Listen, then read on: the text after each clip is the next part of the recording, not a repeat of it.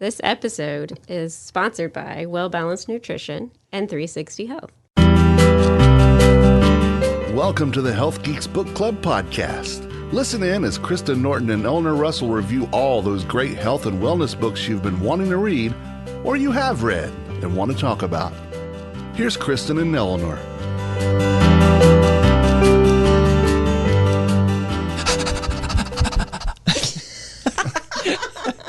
Oh my gosh. What are you doing, Eleanor? Hunger for air hunger. What's air hunger? Well, I don't know, but I think we should find out because we're going to be reading a book and having a great chat. But before we have that chat, we've asked our audience to send us in ideas about what's happening after listening to our podcast, if it means anything in your life. Does it go anywhere after you listen to us? And a few of you are beginning to share that with us, and we so appreciate it. Kristen, did you get some notification from one of our listeners? Yes, let me share it with you all. So she says, I love the podcast. I wanted to tell you forest bathing is one of the tools I use to help my son when he's ill.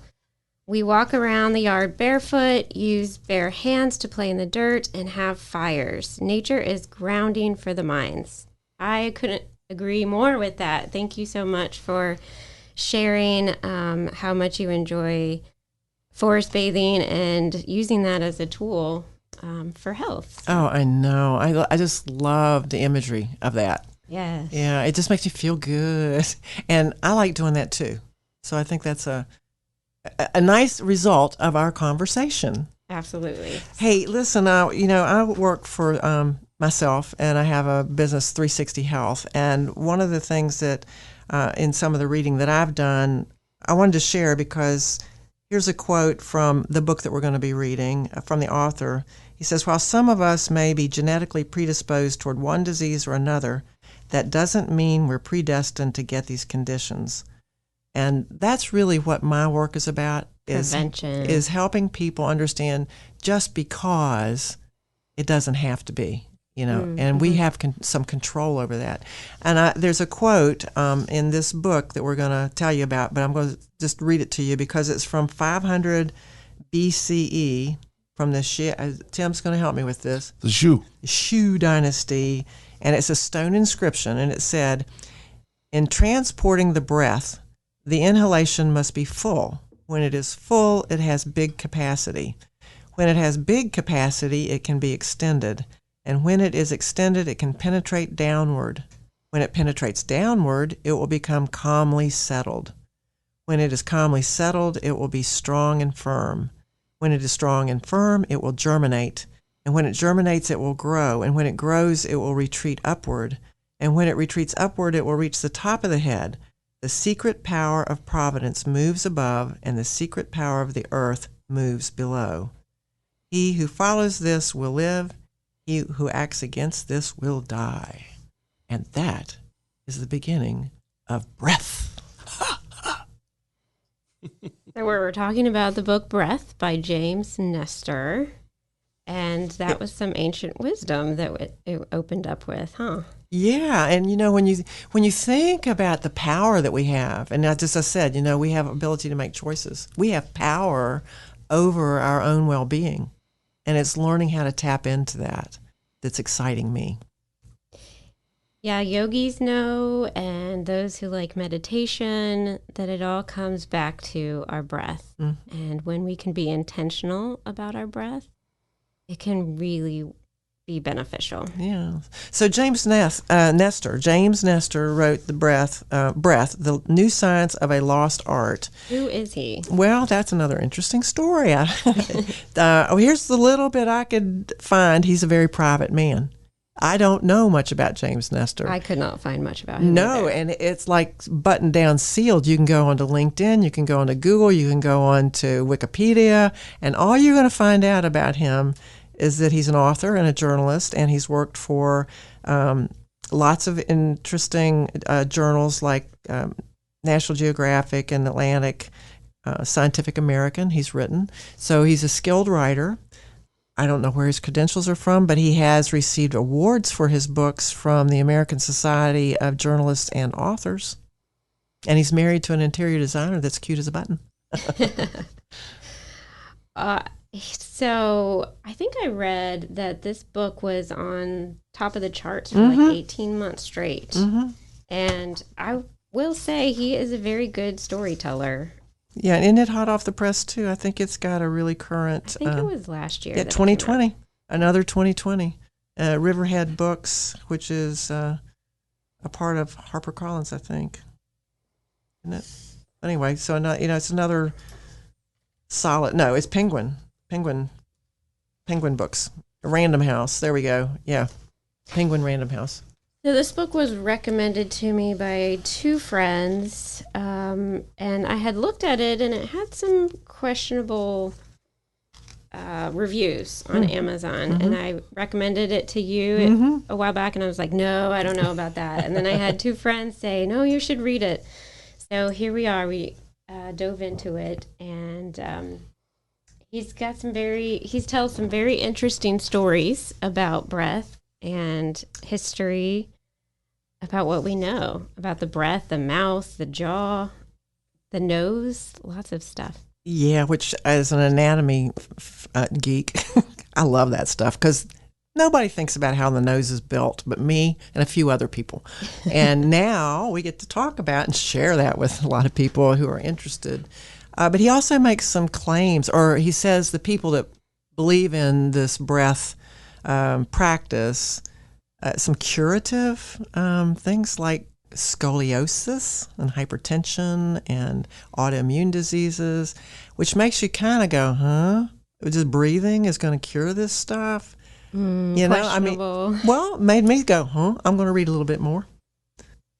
I don't know where to start this, except, I could start with that one if you want to jump into the scoliosis conversation. Well, so he has some ideas and theories that he brings up. Let's talk about this one, nostril breathing dominance. So he says when you are breathing on the right side, you might feel on your right nostril, you feel energetic and focused. And then when you breathe on your left nostril, you feel calm and rested. And I looked into this according to yoga. It's like a yoga theory too, that the right side of your being, the energy there is masculine. And the left side is the feminine energy that is characterized by a more introspective mood. Yeah, and an interesting theory. Well, yeah, but other people say the left side is the analytical, the right side is the creative. The cortex mapping, shows a lot of differences in the cerebral hemispheres and where their focus is. So on that, I air comes into a common chamber. I mean, there's a right and a left nasal passageway. But it all goes. But the nasopharynx is a common chamber that leads to the oropharynx, that leads to the laryngopharynx, which is what most people call the throat. But it has three connectors to it: the lungs, the mouth, and the nose. So it's a common area. And I just don't see how you breathe in one side and there's no partition and you're saying it's hitting one side of your brain. I can't go there, but I don't know everything. But it stretches me to accept that. Exactly. Yeah. Yes. Yeah. So another thing he says is it's better to breathe through your nose than your mouth. I kind of like that. The nose cleans the air, heats it, and moistens it.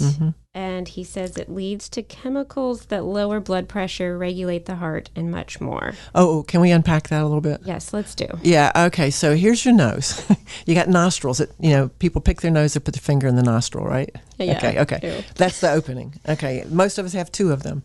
And he does go into a really good conversation about the bony architecture of the skull and how over time and evolution we have changed the shape of our skulls, and it has affected this nasal cavity. But before we get to that part of the story, which I think is cool, just a little review of, most people are not aware that there's some bony protuberances that come from the lateral wall of each of your nasal compartments called concha. They're little bones that are very delicate and coiled, and they allow for the lining of your nose, the epithelium and mucosa, the nasal mucosa covers that, so it increases the surface area.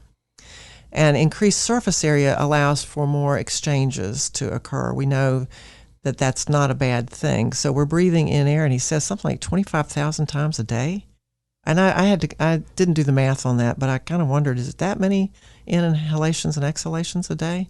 Seems like a lot, but just underneath the mucosa is a very rich vascular bed, and that is a benefit in design because the blood that comes in there is warm, and so we warm the air from the radiant heat that comes off that capillary bed and allows it to then go into the throat and lungs at a temperature that's not so shocking. So it's a really nice design feature.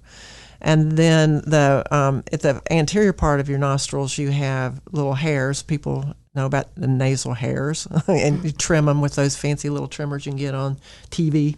And as you get older, some people say they grow longer, so it's something you have to deal with. But they will trap particulate, heavier particles in the air. Like if you're around a campfire and there's big heavy chunks of stuff that kind of get broken up, they're going to catch on that, and you blow your nose, and you're out mowing your grass. A lot of the stuff, and you blow your nose and you see, oh God, I was bringing all that stuff in. The good thing my nose stopped that from getting to my lungs, because that heavy particulate matter down in your lungs is going to fill. It's not good. You don't want them in your lungs. So it's nice to have the nasal fibrosa and what we call the turbinates. The concha and that mucosa together are called turbinates. And you may have heard some people have inflamed turbinates, and they have surgeries to open the airways and things like that we can talk about. But yes, I think the nose does filtering and warming and moisturizing, because that capillary bed also can release some moisture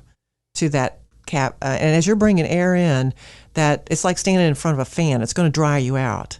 And so a lot of people don't realize this, but you're breathing through one side of your nose for a while, and then all of a sudden you will shift and breathe through the other side of your nose, which allows that tissue to rehydrate and repair.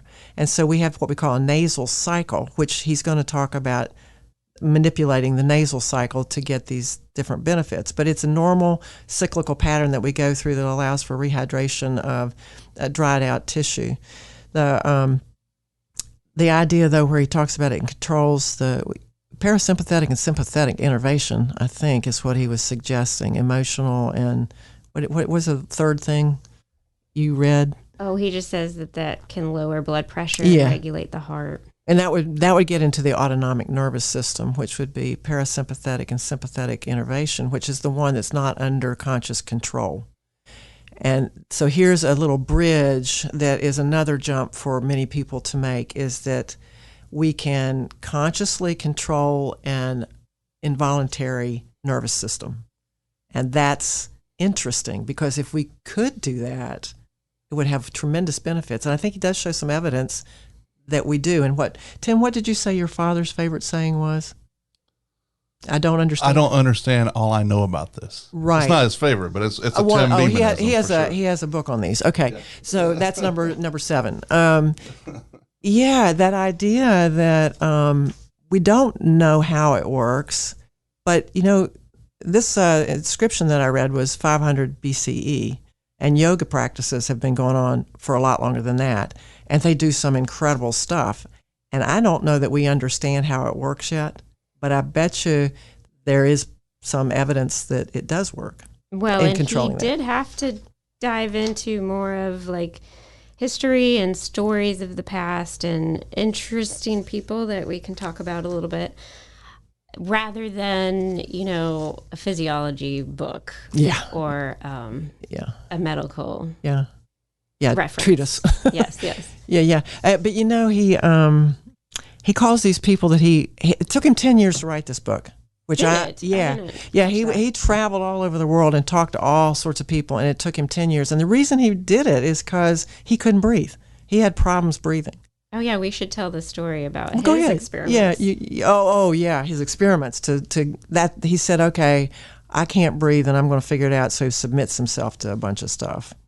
Yes. So, and we're talking about how it can be better in certain ways to breathe through your nose and your mouth, because it can filter out and warm the air a little bit. Mm-hmm. And I mean, just think about when you're sick and you can't breathe out of your nose, and mouth breathing is just miserable. It's just not as satisfying. So he goes in and he has a doctor put silicone plugs in his nose so that he can only mouth breathe for, do you remember how long it was? It was 10 days. 10 days. 10 days. And he and a buddy, this Anders Olsson from Sweden. What I was going to say is he talks about pulmonauts, not pulmonologists.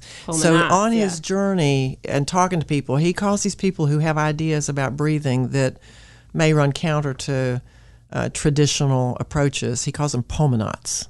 And so this Anders Olsson, he said, I was very suspicious of him, met him on the internet, and he sounded like a kook. But anyway, he ends up doing a whole lot with this guy, and they have an interesting experiment. And so he starts his book talking about this thing. The two of them get apartments close to each other. They plug their noses for 10 days, and then you want to tell more about what they do? They measured stuff, right?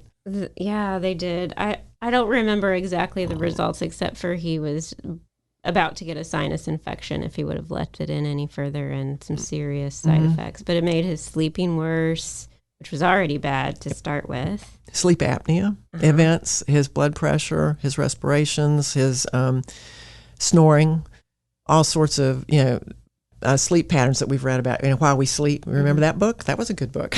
It kind of came into the conversation here as well. The idea that they did 10 days, they did uniform experiences, they measured themselves to get some data. They had the pulse oximeters and stuff like that, to collect some data. But they ate the same food, they did the same exercise, they did the same sleep routine, for 10 days, and then they unplugged their nose, and then what did they do? Then they taped their mouth shut. Can you get that one? Oh, God. Going around with tape on their mouths. But they said they were in San Francisco, right? In Haight-Ashbury, so they didn't look as crazy as they might have looked in other places. Yeah.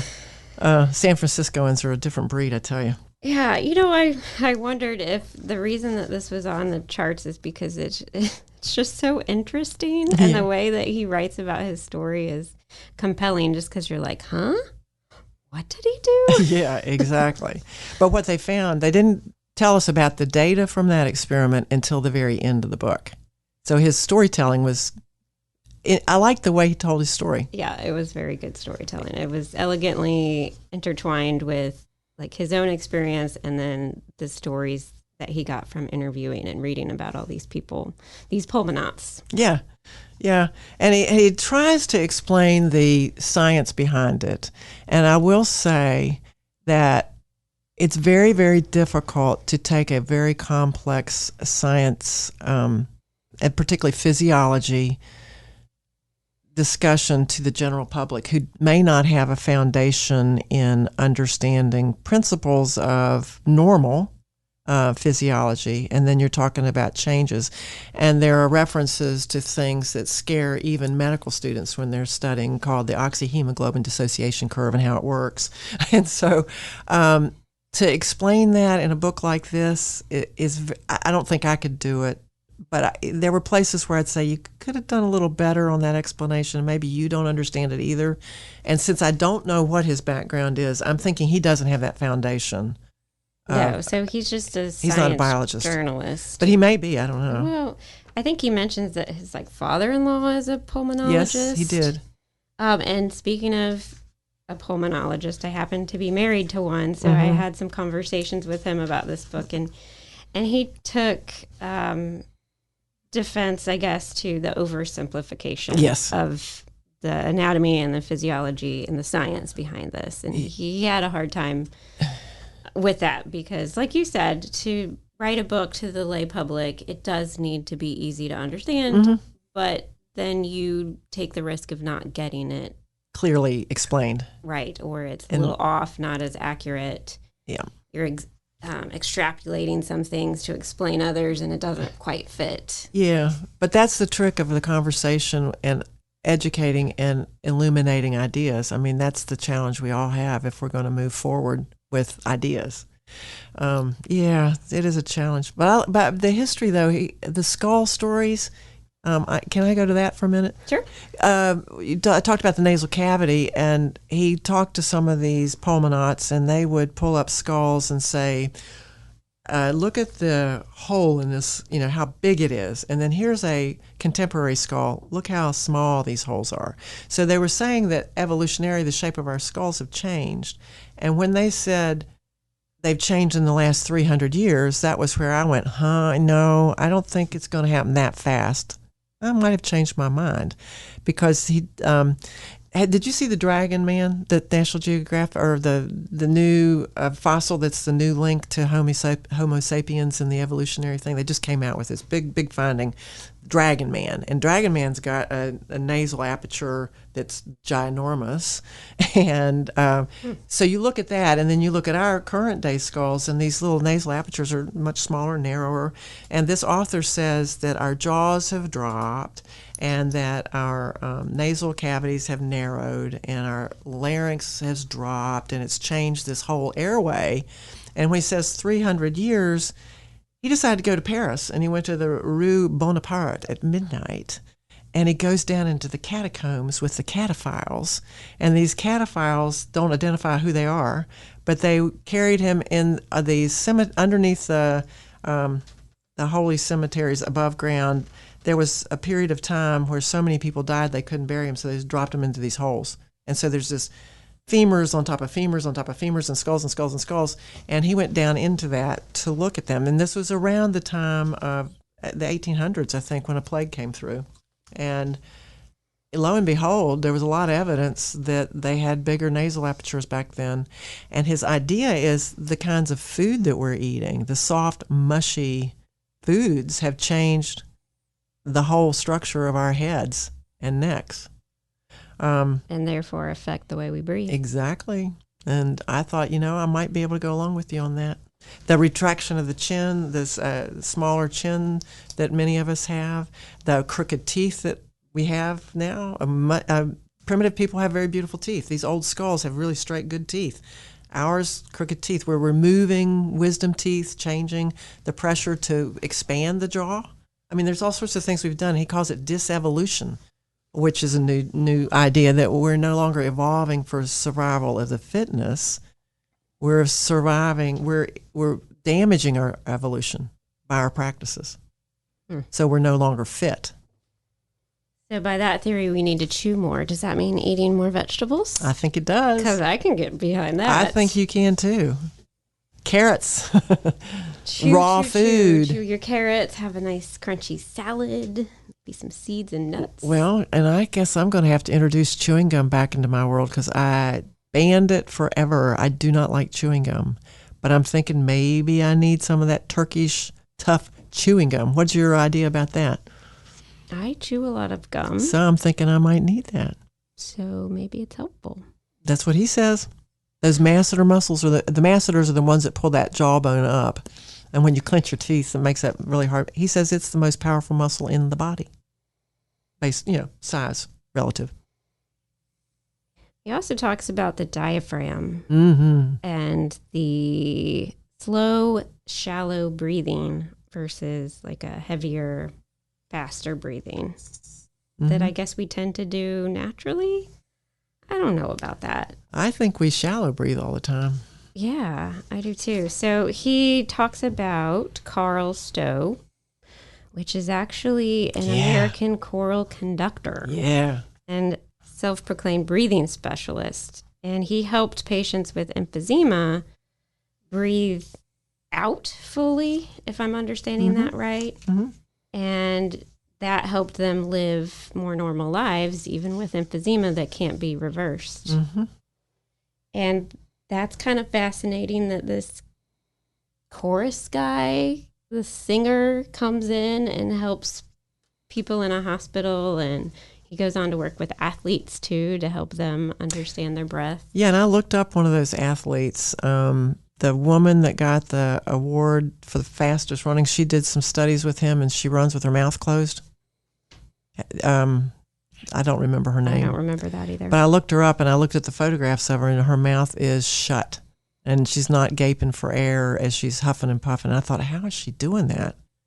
I suck air when I get out there. I want as much to come into my body, and I'm going to try to learn not to do that because I think there's a benefit. Well, and he he has lots of, this Carl Stowe guy has a handful of followers and believers, but he never really caught on in like the medical field or anything of that nature. He started a nonprofit organization for the research of optimal breathing, but that has now closed. So it's like there's a handful of people who swear by it, but it just didn't take off. Yeah, Tim, you're a singer. Yes. And breath control is big, right? It certainly is. And I think that's one of the reasons in my wellness practice at 360health4u.com, I like to help people sing.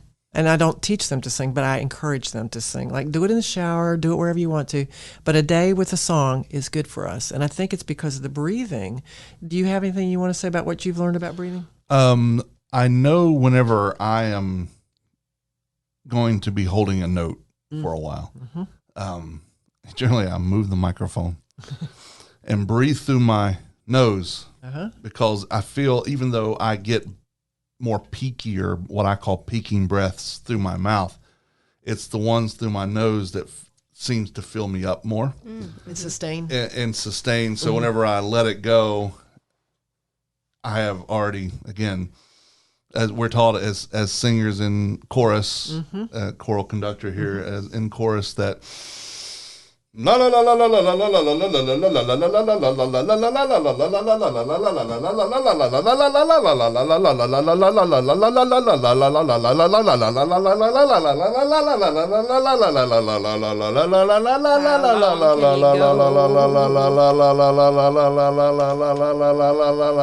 now he's turning blue.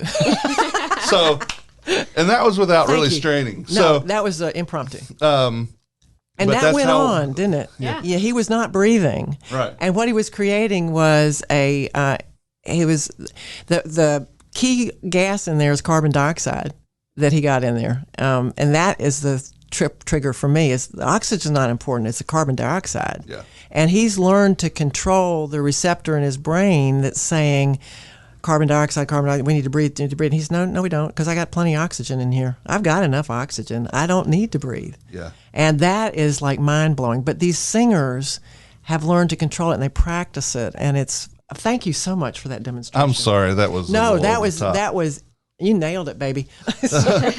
But then you have not singers, but like saxophone players. Oh, Kenny G. Let's use yeah. Kenny.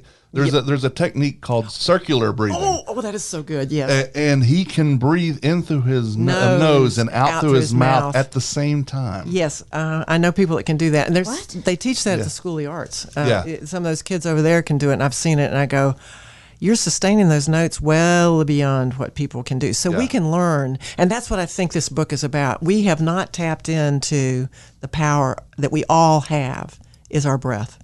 And learning what to do with it to benefit our bodies. And as a lifelong asthmatic, breath is very important. It's important to all of us, but it's very important to me because I had to do a lot of breathing exercises, not for singing, but for sustaining For life.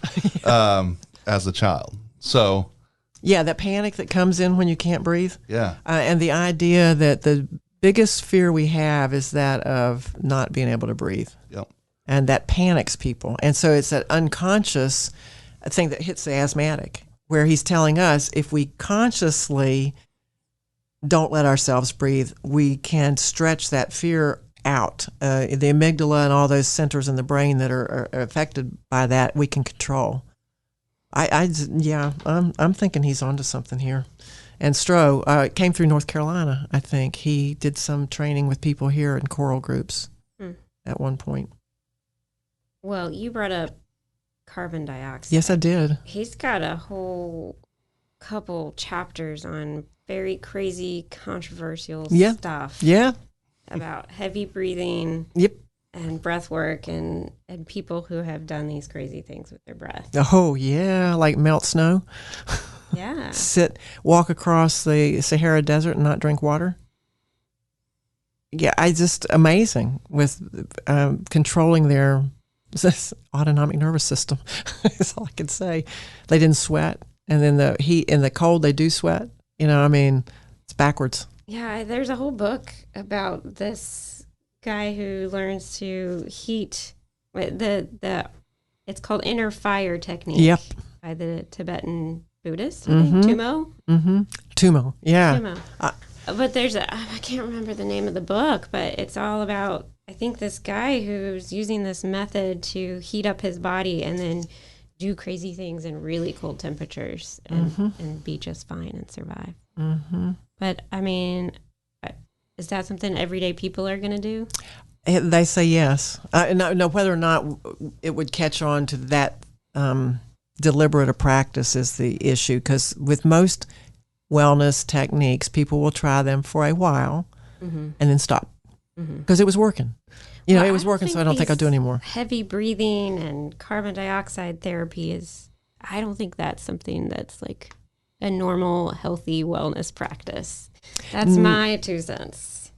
I think it's interesting to know about these people that are doing these strange things. There's this whole, holotropic breath work where you're varying your levels of carbon dioxide, and this can unlock visions and alter hallucinations. your consciousness. Yeah.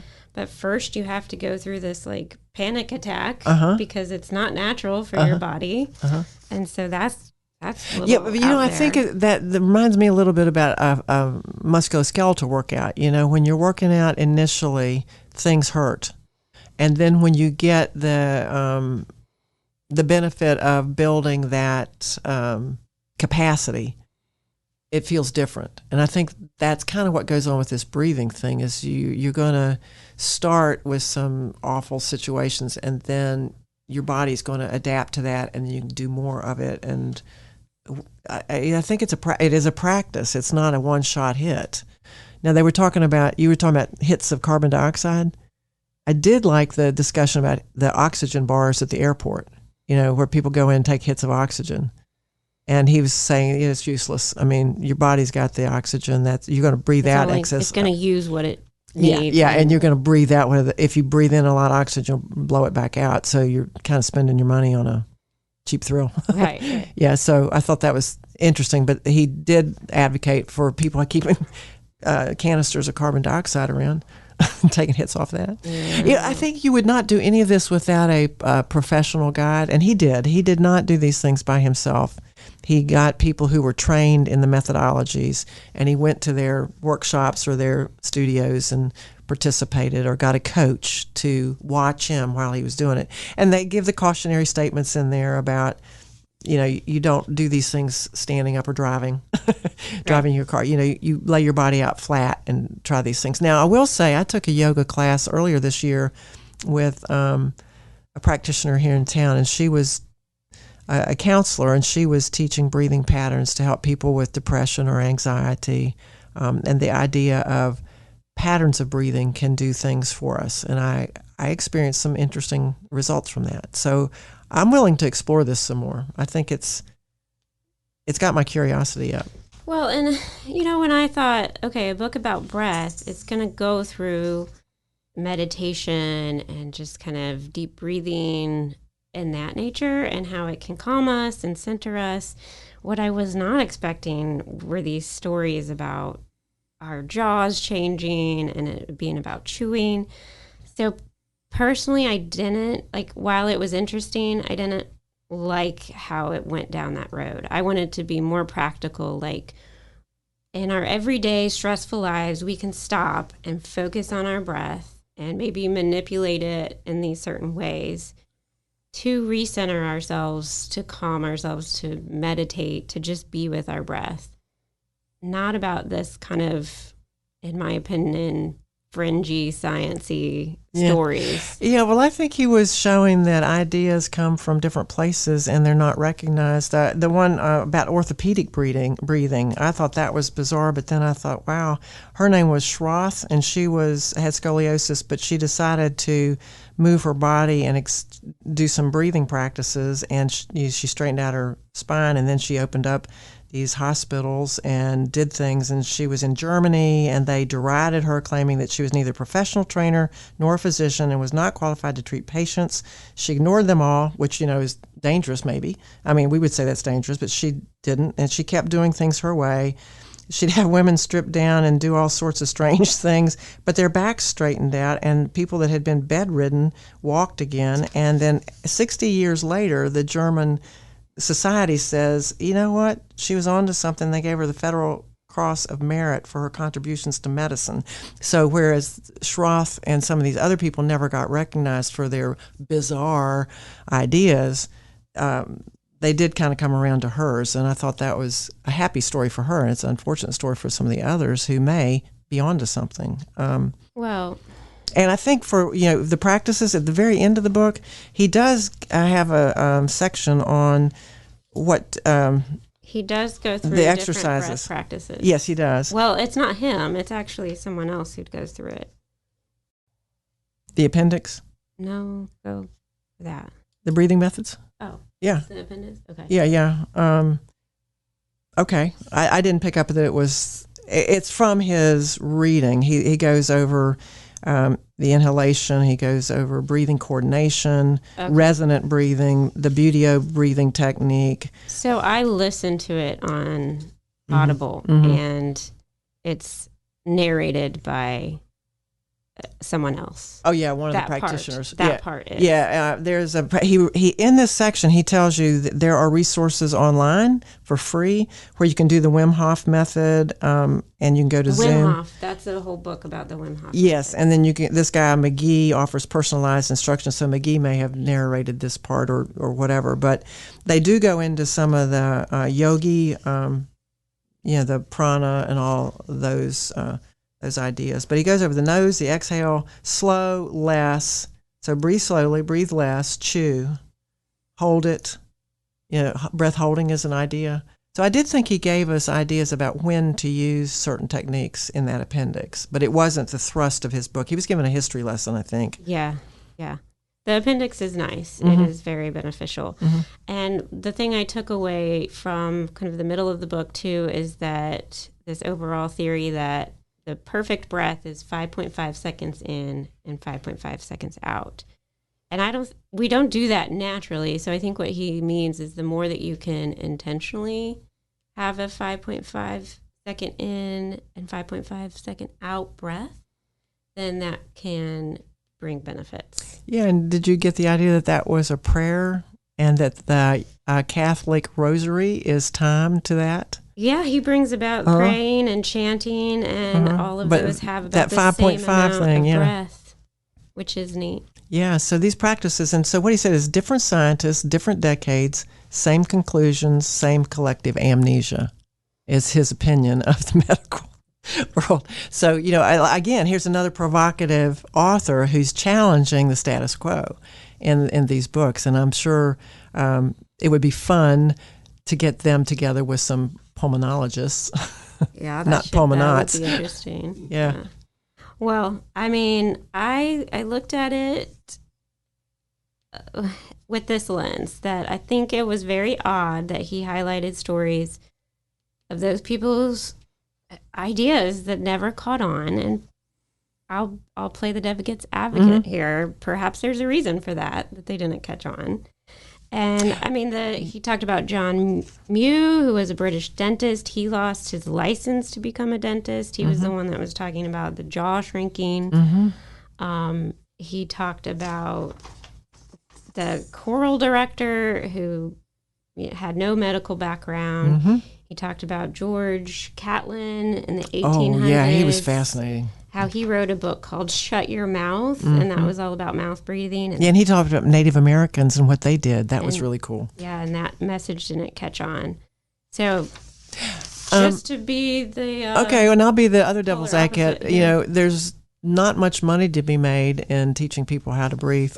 It's something we all have, so there's no income opportunity there. And if you actually could get these amazing results, would not it be worth a try? Well, I don't think that breathing can cure things, but I think he does mention that becoming aware of the breath and controlling the breath is a preventative wellness measure. Yes, he does. He does, and I endorse that too. Yeah. Well, I like the book, and I would like to talk to some more people about that sometime. So as far as I'm concerned, I say, yeah, it's a good read.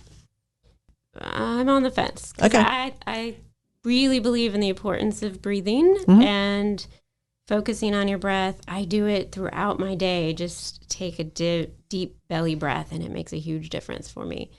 So, I mean, I just have some qualms with a little bit of the science in the book, but I think Eleanor explained it well, that when you simplify something, that it's just risky. But how else are you going to get your idea out there for the people who aren't pulmonologists? So I guess before another session of our episodes coming in, I might have to go try a breathing class somewhere and see what I think about it, because I want to try that TUMO, that heavy breathing that they do, that they say all of a sudden you sweat and all sorts of euphoria can happen. So I thought that might be kind of fun. Ooh, we can hear about your hallucinations. Yeah. So if I get that pulled off, I'll share that in one of our episodes.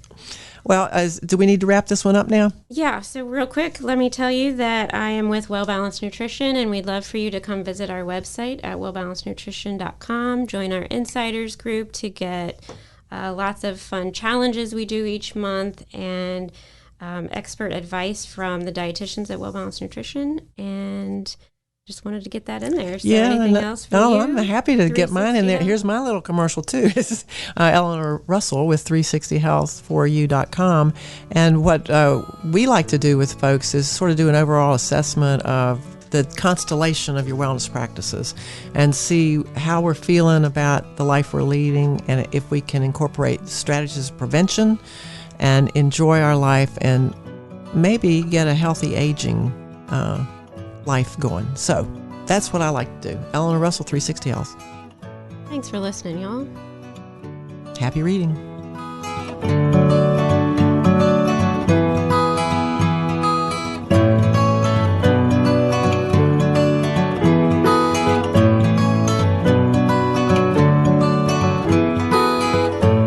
The views and opinions stated in this podcast are solely those of the contributors and are not necessarily those of our distributors or hosting company.